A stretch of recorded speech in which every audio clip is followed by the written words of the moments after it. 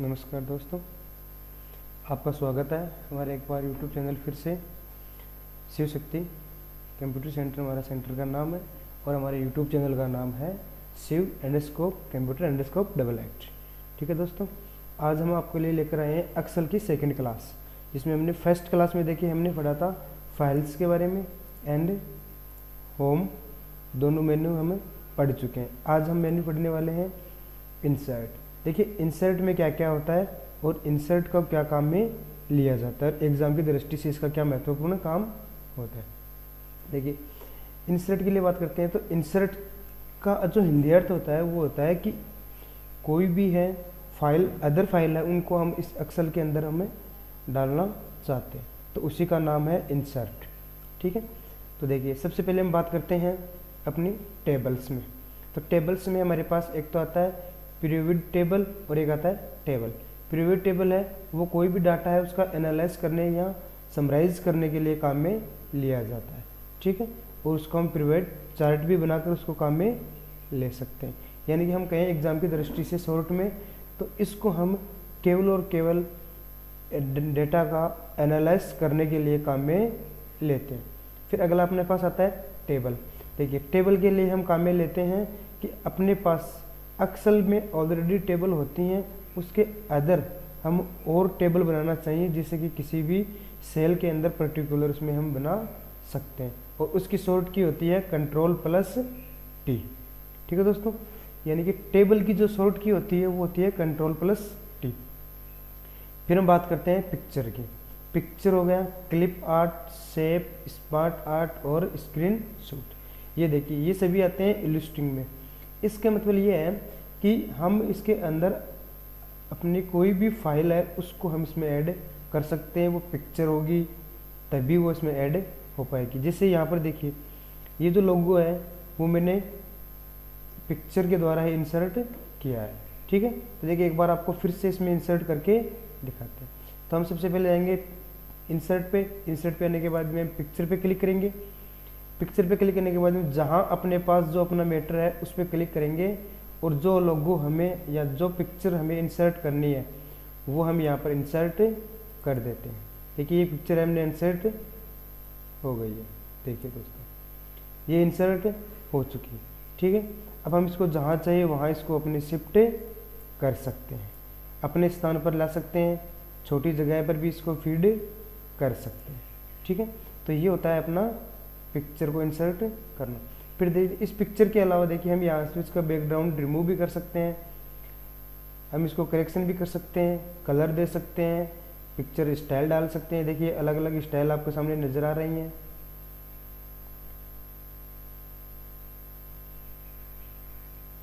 हम और भी हैं अपने पास, ये देखिए बहुत सारे अपने पास हैं इसकी पिक्चर स्टाइल है जिनको हम इसमें इंसर्ट कर सकते हैं। ठीक है, जिसको हम फॉर्मेट के द्वारा काम में लेते हैं। हम इसको रोटेट भी करवा सकते हैं, फोटो को बर्ल कर सकते हैं, इफेक्ट डाल सकते हैं, लेआउट है, आप इसमें जो चाहे वो करेक्शन कर सकते हैं। हम इसकी क्रॉप भी कर सकते हैं, हाइट लेंथ बढ़ा भी सकते हैं। देखिए अभी इसकी लेंथ कम हो रही है और ये लेंथ ऑटोमेटिकली बढ़ रही है। आप चाहो उतनी इसकी बढ़ा या घटा सकते हो। अगर आपको ये नहीं चाहिए, पिक्चर दूसरी लगानी है, तो आपको करना क्या है, पिक्चर पे क्लिक करना है और डिलीट का बटन दबाना है, तो ये ऑटोमेटिक वहाँ से हट जाएगी। ठीक है दोस्तों, आगे हम बात करते हैं इंसर्ट में पिक्चर आर्ट की, क्लिप आर्ट की। देखिए क्लिप आर्ट के अंदर क्या है, insert clip art into the documents. इसके अंदर पहले से बनी बनाई कुछ आर्ट होती हैं, उसी को हम इनमें इंसर्ट कर सकते हैं डॉक्यूमेंट्स के द्वारा। देखिए क्लिप आर्ट में आइए, हम इस पर जैसे क्लिक करते हैं हम यहाँ से अपने हिसाब से जो जो लगाना चाहें वो लगा सकते हैं और हम यहाँ पर वो फाइल सर्च कर सकते हैं। देखिए मैंने यहाँ पर कंप्यूटर डाला है तो बहुत सारे कंप्यूटर्स के चित्र भी अवेलेबल हो गए। आपको जो पसंद है उस पर क्लिक करो और यहाँ पर इंसर्ट कर दो। देखो क्लिक किया, इंसर्ट हो गया। ठीक है, तो इस प्रकार से हम क्लिप आर्ट को इंसर्ट कर सकते हैं। अब क्लिप आर्ट से संबंधित एक क्वेश्चन आता है कि MS एक्सेल 2000 ठीक है दोस्तों, तो हमने यहाँ पर क्लिप आर्ट को भी इंसर्ट करके आपको दिखा दिया है। देखिए इसमें क्या होता है कि जो क्लिप आर्ट है वो एक परमानेंट इमेज होती है, उसको हम चेंज नहीं कर सकते, उसको हम मॉडिफाई नहीं कर सकते। देखिए हमने यहाँ पे क्लिक कर रखा है और हम यहाँ पर जैसे ही फॉर्मेट पे आते हैं तो देखिए हमारे पास बैकग्राउंड रिमूव का ऑप्शन नहीं है, लेकिन जैसे हम इस पर क्लिक करते हैं तो यहाँ पर लिख रखा है बैकग्राउंड रिमूव। हम बैकग्राउंड रिमूव पे ओपन करके इसके अकॉर्डिंग हमें कौन कौन सा बैकग्राउंड कहाँ तक का रिमूव करना है वो हम यहाँ पर सेट कर सकते हैं। ठीक है, उसके अकॉर्डिंग हम यहाँ पर रिमूव करवा सकते हैं, लेकिन क्लिप आर्ट की जो भी इमेज होगी उसको हम रिमूव नहीं कर सकते। देखिए हम करते हैं, ये देखिए ये चेंज हो गया, ये सारा का सारा अपना बैकग्राउंड यहाँ से चेंज हो, लेकिन हम जैसे क्लिप आर्ट पे क्लिक करते हैं तो देखिए क्लिप आर्ट की इमेज पर बैकग्राउंड रिमूव नहीं हो रहा है। तो इसका मतलब ये है कि जो इंसर्ट में क्लिप आर्ट के अंदर जो भी इमेज होगी उन इमेज को हम कभी भी चेंज नहीं कर सकते, वो इमेज ऑलरेडी या ऑलरेडी जैसी है वैसी ही वो इमेज होने वाली है। ठीक है, अब आगे देखिए हम इस इमेज को यहाँ से हटा देते हैं। आगे अपने पास है शेप। देखिए शेप का मतलब है कि हम कोई भी आकृति है वो किस प्रकार से हम यहाँ पर देना चाहें। हम यहाँ से कोई भी शेप है वो बना भी सकते हैं। देखिए हम यहाँ पर सर्किल की बात करते हैं, ये देखिए ये बन गया, निर्माण हो गया। इसको आप अपने अकॉर्डिंग किसी में भी कलर वगैरह में डाल सकते हो जो आपको अच्छा लगे, या फिर आपको कुछ और अदर कलर का डालना है तो वो कर दो। नो फिल करना है तो यहाँ से नो फिल के अंदर ये रिमूव हो जाएगा।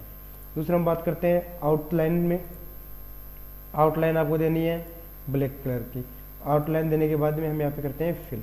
देखिए ये आपको नज़र आ रहा है, नीचे जो अपनी सेल्स हैं वो भी नज़र आ रही हैं और अपने ये सर्किल भी नज़र आ रहा है। आप यहाँ से और सारी शेप हैं उन शेप्स को काम में ले सकते हो। आपको जो भी शेप बनानी है उस पर क्लिक करो और वहाँ से क्लिक करो और आउटलाइन दो, अपने अकॉर्डिंग आउटलाइन दे दो कलर की जो आपको अच्छा लगे। और यहाँ से देखो आप व्हाइट कलर लेंगे तो नीचे की सेल हमें नज़र नहीं आएगी, लेकिन यहाँ पे नो फिल करते हैं तो इसका मतलब यहाँ पर अब कोई कलर नहीं है, हमें आराम से वो नीचे की शेप स्केल भी नज़र आ रही है। देखिए हम यहाँ पर काम भी कर रहे हैं और ये जो अपनी शेप है वो भी काम हो रही है। ठीक है, तो हम इन शेप्स को उठा देते हैं। आगे देखिए आगे अपने पास है स्मार्ट आर्ट। देखिए स्मार्ट आर्ट में देखिए यहाँ पर देखिए आपको नज़र आ रहा होगा कि जैसे हम कोई भी लिस्ट बनाते हैं, हम पॉइंट फिर एक पॉइंट के अलग अलग पॉइंट निकालते हैं, तो वो एक तो अपना नॉर्मल तरीका हो गया। लेकिन आज का स्मार्ट आर्ट है, आप यहाँ से कोई भी आर्ट लो अपनी मर्जी से। देखिए यहाँ पर तो आप लिखिए क्या लिखना चाहते हो, जैसे हमने लिखा कंप्यूटर, कंप्यूटर लिख दिया। अब कंप्यूटर में हमें कौन सा भाग चाहिए, पहला चाहिए एनालॉग,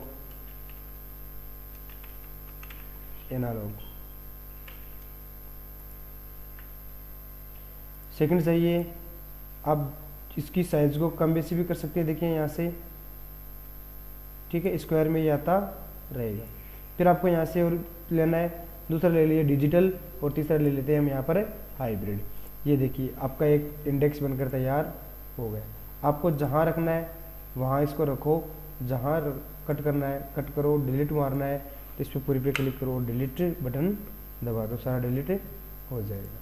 उसके बाद में आता है अपना स्क्रीनशॉट। स्क्रीनशॉट देखिए जिस प्रकार से हम मोबाइल में स्क्रीनशॉट लेते हैं वैसे ही सेम इसमें स्क्रीनशॉट रहने वाला। हम यहाँ से स्क्रीनशॉट की बात करते हैं। अब ये देखिए ये स्क्रीनशॉट आ चुका है। आपको जितना एरिया लेना है उतना एरिया स्क्रीनशॉट का ले लो। ये देखिए अब आपके ऑटोमेटिक यहाँ पर वो आ चुका। स्क्रीनशॉट का मतलब है कि मेन स्क्रीन को हम किस प्रकार से शूट करना चाह रहे हैं। स्क्रीनशॉट आ गई, डिलीट कर दो, काम में नहीं आ रही है तो, अदरवाइज उसको साइज मैनेज करके हम रखे लेते हैं। फिर हम बात करते हैं चार्ट की। चार्ट में देखिए अपने पास बहुत सारे चार्ट के प्रकार होने वाले हैं। सबसे पहले क्वेश्चन तो ये आता है कि इनमें से कौन सा चार्ट है अथवा नहीं। अब जो चार्ट है वो कौन सा है और जो नहीं है वो कौन सा है, वो हम इस इंडेक्स की सहायता से ही पढ़ सकते हैं। इसमें हम बहुत सारे चार्ट के नाम देख रहे हैं, उन चार्ट की आकृतियाँ भी नज़र आ रही हैं, वो आकृतियाँ हम यहाँ पर पढ़ने वाले हैं। ठीक है, तो सबसे पहले हम बात करते हैं कॉलम चार्ट की। देखिए सबसे पहले अपने पास है कॉलम चार्ट। तो कॉलम चार्ट में देखिए क्या होता है कि हमारे पास कॉलम खड़े हुए मिलेंगे और हम उनको पढ़ेंगे कि कौन से कॉलम में कितना अक्षर कितना वाई है या कौन सी वैल्यू कहाँ किसको कट कर रही है। फिर हम बात करते हैं लाइन चार्ट की। लाइन चार्ट में देखिए ये वाली डॉटेड लाइन होंगी या सिंगुलर लाइन होंगी जो हमें ये बताएगी कि कौन सा आंकड़ा किस समय अपर था और कौन सा लो में कन्वर्ट हो चुका है। फिर हम बात करते हैं पाई चार्ट के। पाई चार्ट है वो एक अपना सर्किल का चार्ट होता है, उस सर्किल का चार्ट है ये परसेंटेज पे काम करता है। फिर हम बात करते हैं बार चार्ट। ये बार चार्ट बिल्कुल लाइन चार्ट की तरह ही होता है, लेकिन यहाँ पर एक्सेस और वाई कन्वर्ट चेंज हो जाते हैं। जो एक्सेस होती हैं, जो अक्स होती है वो तो वाई एक्स में कन्वर्ट हो जाती है, जो वाई एक्स है वो एक्स में कन्वर्ट हो जाती है। फिर हम बात करते हैं एरिया का। देखिए एरिया में हम ये डिसाइड कर पाएंगे कि दोनों पॉइंटों के बीच में कितना एरिया लेकर ये चल रहा है, कौन सा एरिया कितना आया, कितना ऊपर गया, कितना लोअर है, कौन से में प्रॉफिट ज़्यादा हुआ, कौन से में लॉस ज़्यादा हुआ, वो एरिया हम यहाँ पर डिसाइड करेंगे। उसके बाद में आता है अपने पास एक्स वाई स्केलर। इसकी बात करते हैं तो ये है अपने पास डॉटेड में रहेगा। उससे हम ये पता लगाएंगे कि इस समय ये पॉइंट यहाँ था और अब यहाँ पर ये है। इसमें हमें लाइन चार्ट और एक्स वाई चार्ट में ये इतना ही फ़र्क है कि लाइन चार्ट में तो हमें लाइन देखने को मिलेगी, लेकिन एक्स वाई चार्ट में ये देखने को नहीं मिलेगा। देखिए लाइन चार्ट में देखिए डॉटेड है, लेकिन साथ में आपको ये लाइन भी देखने को मिल रही है। फिर हम बात करते हैं स्टॉक चार्ट। देखिए आजकल stock management, stock manager, stock के ऐप्स वगैरह बहुत चल रहे हैं, तो वो इसी पे आधारित है कि कौन से समय में कौन सा प्रॉफिट था, कौन से में लॉस है, कहाँ कितना क्या प्रॉफिट हुआ, कहाँ कितना क्या लॉस हुआ, वो सारा का सारा ये रहने वाला है। फिर हम बात करते हैं आगे सरफेस। सरफेस भी अपना एक तरह से एरिया का ही होता है कि कौन सा एरिया कितना है, कहाँ कितना लेके चलना है हमें। फिर देखिए आगे आता है डॉकेट। डॉकेट में ये बिल्कुल अपना एक पाई चार्ट की तरह ही होता है, सर्किल होगा, लेकिन ये पूरा सर्किल नहीं होगा, ये रिंग के टाइप में सर्किल होता है। फिर हम बात करते हैं बबल्स और एक है रेडर। रेडर का मतलब जो अपना एक स्पाइडर जाल बुनता है ना, उसी प्रकार का एक जाल बुना हुआ होता है, उसी जाल को हमें पढ़ना पड़ता है। तो देखिए ये इतने सारे चार्ट के प्रकार। यहाँ से क्वेश्चन उठता है कि इसमें से कौन सा चार्ट है अथवा नहीं है, या एक्सेल में कौन सा है या नहीं है। ठीक है, आगे हम बात करते हैं, ये भी अपने लाइन चार्ट में आते हैं। उतना कोई कॉलम लाइन विन लॉस, ये जो अपना स्टॉक वाला है यह रहने वाला। फिर देखिए हम यहाँ पर एक बात करते हैं लिंक्स की। लिंक्स में अपने पास है हाइपरलिंक। इसकी शॉर्ट की होती है Ctrl+K। देखिए हाइपरलिंक का मतलब होता है कि एक्सेल के अंदर कोई अदर डॉक्यूमेंट्स डाल दिया जाए, अदर डॉक्यूमेंट्स की लिंक डाल दी जाए, या कोई वेबसाइट की लिंक डाल दी जाए और आपको ये कहा जाए कि अधिक जानकारी के लिए इस लिंक पर क्लिक करें। तो हम क्या करते हैं, ये जो भी क्लिक है, जैसे हम क्लिक करते हैं तो ऑटोमेटिक ही दूसरी वाली साइड पर हम पहुंच जाते हैं। जैसे देखिए हम यहाँ पर बात करते हैं हाइपरलिंक में आ गए। अब हमें कौन सा डॉक्यूमेंट चाहिए उसके अकॉर्डिंग हम यहाँ पर सेट कर लेते हैं। जैसे देखिए हम यहाँ पर बात करते हैं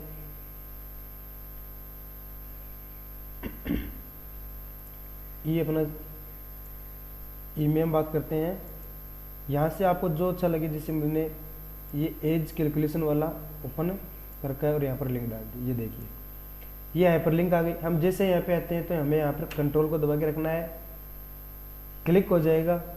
देखिए लिख भी रखा है, लिंक पूरी आ रखी है। Click once to follow, click and hold to select this cell. यहाँ पे क्लिक करो, ऑटोमेटिक हम यहाँ पर आ जाएंगे और यस करेंगे तो ऑटोमेटिक उसी पे पहुँचे जाएंगे। देखिए ये जो मेरे एक्सेल थी अपने एज कैलकुलेशन की, जो मैंने वीडियो भी बना रखा है उसी पर आधारित है। एज कैलकुलेशन की एक PDF थी, सॉरी एक्सेल थी, वो यहाँ पर अपने को शो हो चुकी है। देखिए यहाँ पर आपको नाम भी नज़र आ रहा होगा, एज कैलकुलेशन। ठीक है, अब हम बात करते हैं अपनी पहले वाली एक्सेल पर ही चलते हैं। तो दोस्तों हमने हाइपरलिंक के बारे में पढ़ लिया, इसकी शॉर्ट की भी पढ़ ली थी हमने Ctrl+K। फिर देखिए हम यहाँ पे बात करते हैं टेक्स्ट की। टेक्स्ट की बात करें तो अपने पास है text box, header and footer, word art, signature, objects. देखिए ये तीनों के तीनों हम वर्ड की फाइल में हम अच्छी तरह से पढ़ चुके हैं। हम यहाँ पर ज़्यादा नहीं पढ़ेंगे, शॉर्ट में इनको पढ़ते हैं। टेक्स्ट बुक्स का मतलब है कि हम यहाँ पर अक्सर को बिना किसी काम में लिए हुए, जैसे मैंने इस अक्सर में कुछ नोट कर दिया है, अब मुझे इसी अक्सर के ऊपर या कोई बॉक्स बनाकर लिखना है, तो हम यहाँ से टेक्स्ट बॉक्स पर क्लिक करके यहाँ से हमें कोई भी बॉक्स क्रिएट करेंगे और उस बॉक्स के अंदर हम कुछ भी अपने को जो भी लिखना है वो लिख देंगे। अब ये बॉक्स है वो हिडन हो जाएगा अपनी सारी की सारी सेल्स के। देखिए हम इसके ऊपर करेक्शन करें तो अपने पास यहाँ पर नो फिल में क्लिक करें, देखिए नीचे एक्सेल भी नज़र आ रही है और अब यहाँ पर अपने को टेक्स्ट भी नज़र आ रहा है। ठीक है, अगर हमें ये हटाना है तो वही तरीका रहेगा, सिलेक्ट करना है और डिलीट कर देते हैं। देखिए आगे हम बात करते हैं तो यहाँ पर है हेडर एंड फुटर। हेडर का मतलब है कि कोई हमें टाइटल देना है, फुटर का मतलब है कोई रेफरेंस देना है। वर्ड आर्ट में वही चीज़ें रहेगी सारी की सारी। हम यहाँ पर कोई भी टेक्स्ट है उसको सिलेक्ट करते हैं, ये टेक्स्ट है, इस टेक्स्ट को हम क्लिप आर्ट के तहत हम यहाँ पर कन्वर्ट कर सकते हैं। देखिए अब यहाँ पर हम कुछ भी लिख सकते हैं। हमने यहाँ पे लिखा शिव शक्ति कंप्यूटर सेंटर।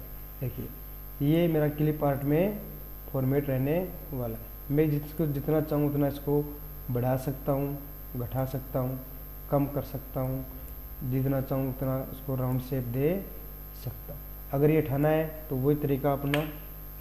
तो देखिए यहाँ पर हम जो बात कर रहे थे, अब है सिग्नेचर लाइन। हमें पता है जब भी हम कोई डॉक्यूमेंट सबमिट करते हैं तो हमें नीचे एक सिग्नेचर लाइन की आवश्यकता होती है, वो यहाँ से हम यहाँ पर कर सकते हैं। एक्सेल और वर्ड में कुछ बातें बहुत बातें सिमिलर होती हैं। हम वर्ड को ध्यान से पढ़ लेते हैं तो एक्सेल अपने आप ही हमें समझ में आ जाता है। एक्सेल में ज़्यादा कुछ नहीं है, ज़्यादा कुछ ऑथेंटिक क्वेश्चन आते नहीं है। बहुत कम क्वेश्चन है जो एक्सेल में बनते हैं, लेकिन बनते हैं वो ऑथेंटिक क्वेश्चन ही बनते हैं।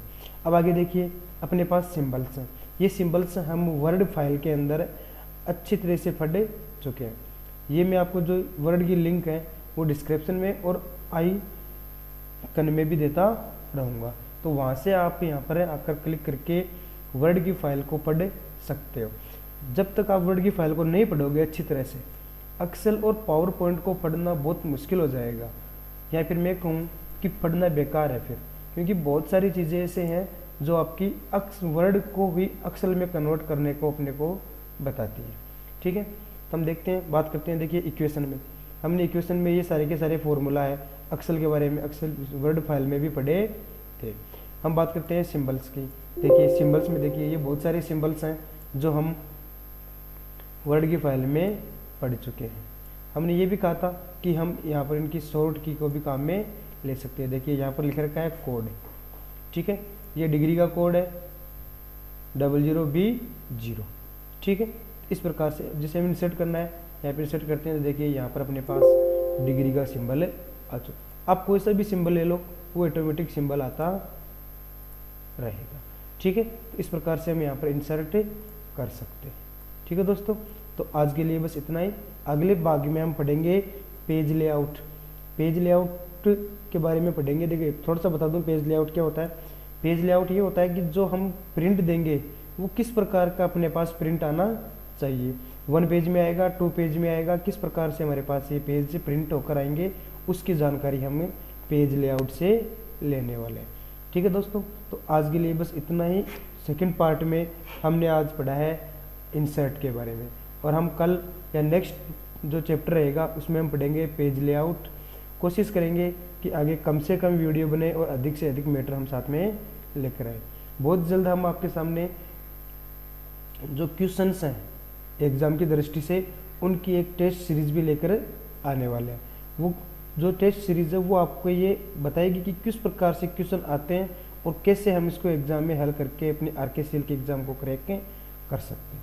ठीक है दोस्तों, तो बने रहे हमारे YouTube चैनल शिव_शक्ति कंप्यूटर_8 पे।